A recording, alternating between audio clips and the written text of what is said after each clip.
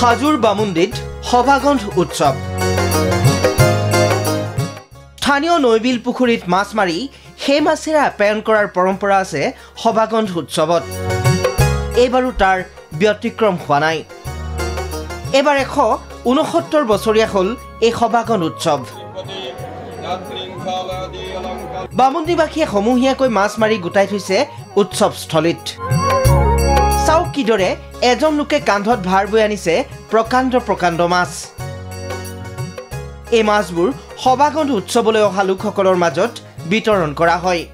পৰম্পৰা এটা আজি ৰক্ষা কৰিছে আৰু এই অনুষ্ঠানত এনেকুৱা ধৰণে আজি প্ৰথমবাৰৰ বাবে আমি উপভোগ কৰিলোঁ আৰু এই পৰ্ব যাতে যুগে যুগে পৰম্পৰাটো ৰক্ষা হয় তাৰ কাৰণে আশা কৰিছোঁ।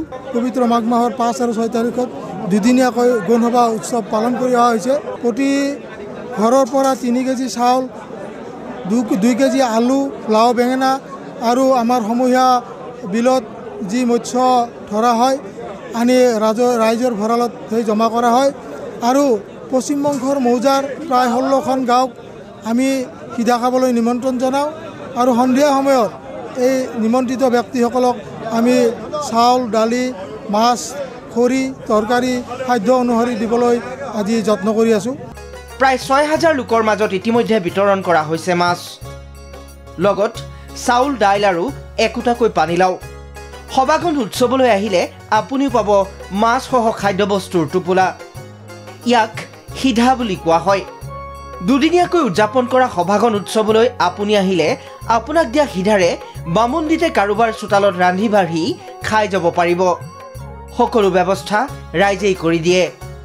সম্পূৰ্ণ ভাতৃত্ববোধ, একতাৰ চিন। যিহেতু আমি সকলো সমাজ পাতি থাকোঁ, তাকে ধৰ্মৰ মানুহ, আমি হিন্দু ধৰ্মৰ মানুহ, আমি ধৰ্মপৰায়ণ কৰি হিন্দু ধৰ্মত যি আছে আমি অতিথি পৰায়ণ, সেইটো আমি প্ৰকাশ কৰিব বিচাৰোঁ। খুব সুন্দৰ, খুব ভাল লাগিছে আৰু এইটো যেন এখেতসকলে যুগ যুগ আকৌ বজাই ৰাখক তাৰে কামনা কৰিছোঁ। শনিবাৰে নিশা সিধা ল'বলৈ হাজাৰ হাজাৰ লোক আহিল সভাগন্ধ উৎসৱলৈ। প্ৰত্যেককে মাছ, চাউল, দাইল আৰু পানীলাও সিধা হিচাপে দিলে আয়োজকে। উৎসৱস্থলীত লাও আৰু মাছৰ যেন পাহাৰ একোখনহে। হাজোৰ পৰা মৃদুল প্ৰীতম ডেকা, DY365।